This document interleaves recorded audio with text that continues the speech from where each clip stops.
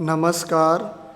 आज हम चर्चा करेंगे अगरबत्ती या धूप या सांग आदि सुगंध के बारे में, जिसे हम लोग जलाते हैं। बहुत लोगों के मन में कभी कभी ये प्रश्न उठा होगा, हम धार्मिक स्थलों में, मंदिरों में, चैत्यों में, मूर्तियों के आगे अगरबत्ती क्यों जलाते हैं।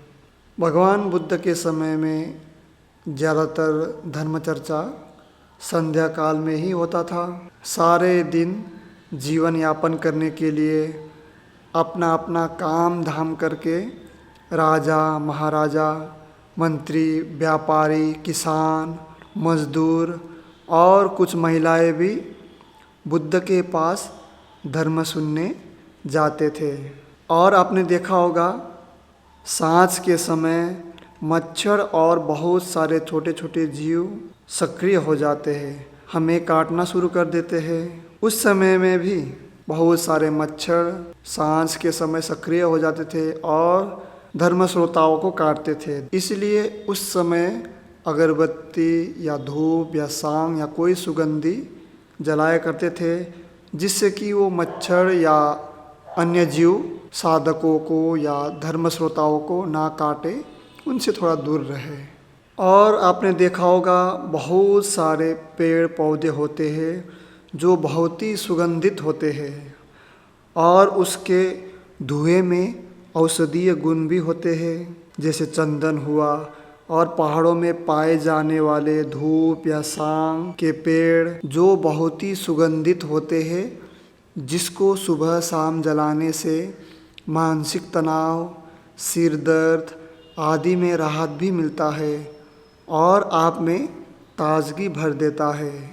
और इन सभी अगरबत्तियों को जलाने से दृश्य अदृश्य खतरनाक बैक्टीरिया, वायरस जो हवा में रहते हैं, जो मानव के भीड़ में सक्रिय हो जाते हैं, इससे पूरा मानव को खतरा भी हो सकता है। इनको जलाने से ये भी नष्ट हो जाते हैं, वातावरण शुद्ध हो जाता है।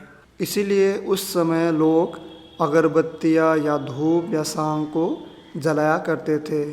फिर समय परांत भगवान बुद्ध नहीं रहे, लोग उन्हें सुगंध में सर्वोच्च मानते हैं। उनके मुख से कमल के फूल का सुगंध आता था। इसलिए अगरबत्ती या धूप या सांग जलाते समय ये गाथा बोलते हैं, सुगंधिकाय वदनम अनंत गुणगंधिना सुगंधिनाहं गंधेन पूजयामि तथागतं गन्धसंभारयुक्तेन धूपेनाहं सुगंधिना पूजये पूजनीयन्तं पूजाभाजनमोत्तमम्।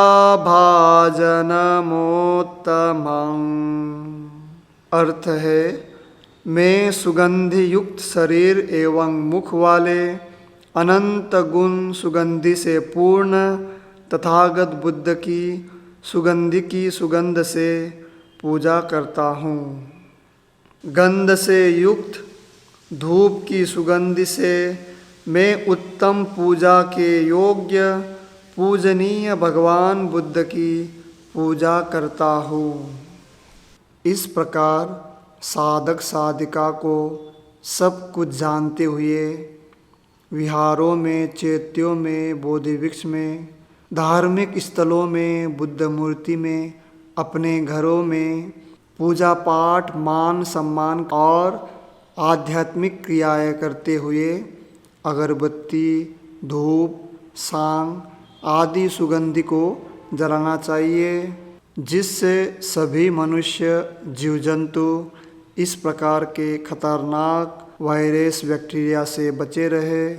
बहुत सारे जीव जंतु या मनुष्य का मानसिक तनाव या सिर दर्द में लाभ हो, ऐसा जानते हुए साधक साधिकाएं सुगंधि को जलाए और होशपूर्वक जागरूक साधक साधिका के भांति विहार करे। धन्यवाद।